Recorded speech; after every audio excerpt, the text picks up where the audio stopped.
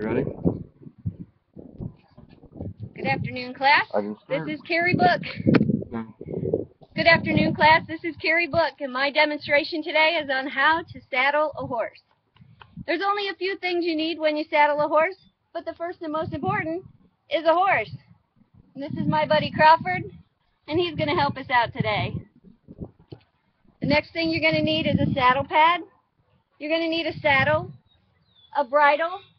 Optional piece of equipment is a tie down that keeps him from throwing his head, so we always ride in it, as well as a breast collar that holds the saddle on and keeps it from sliding from side to side if it becomes loose.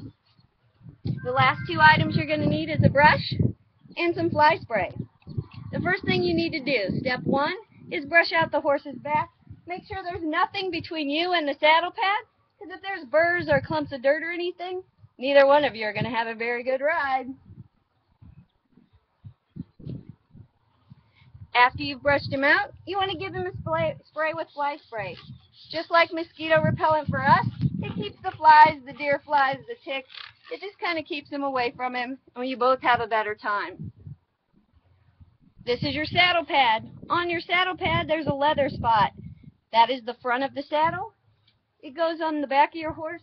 Right here at this bump, it's called his wither. You want to place that front of the saddle pad right over top that wither. That lets you know you have it in the right spot. The next step is your saddle. When you go to put your saddle on, you want to make sure and grab your stirrup, all the straps, flip it over.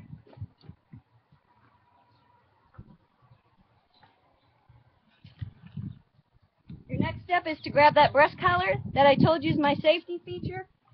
We hook that first so it holds the saddle in place while we're doing it. It goes right in this D-ring, and it hooks just like your shoe buckle. You're just going to pull the leather through and pull it tight. Again, that's just to keep your saddle from going from side to side if it gets loose. Place your stirrup on top of the saddle horn so it's out of your way. You're going to then grab your girth from underneath your horse, and you're going to grab, this is called your billet. It's just a strap that holds the saddle on tight. You'll put the billet through the D-ring on the girth, and you're going to pull it up tight. Put it back through the D-ring on the saddle. Kind of make a bow tie. Wrap it over itself, back underneath that D-ring, and pull it down through itself. Pull it tight again, and pull it down. Leave that stirrup up there because we're going to come back and check that when we're done. The next step is your tie down and your bridle. We have to take the halter off first, so you just unbuckle it like you do your shoe. You take the tie down, put it right over his nose, pull it over his ears, kind of like you put your own headbands on. The next is the bridle. You're going to take the bit, which is the metal piece.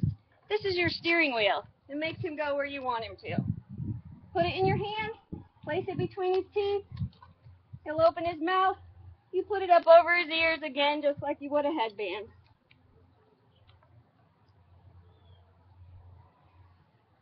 There's another leather piece. This just keeps the bridle on, called the throat latch. You're just going to buckle it like you do your shoe. Take the reins, lay it up over his neck. You're going to then hook your tie down back into your girth. There's the D-ring that you're going to hook it to. You'll take the front of your breast collar, and you'll hook the center strap of that. It's time to come back to our saddle. We're going to pull it tight one more time, because they usually blow out when you're tightening it the first time. Pull that strap down tight, flip that stirrup down, and the one last step, put your foot in the stirrup, and head out for a ride. Have a good day, and that's how to saddle a horse.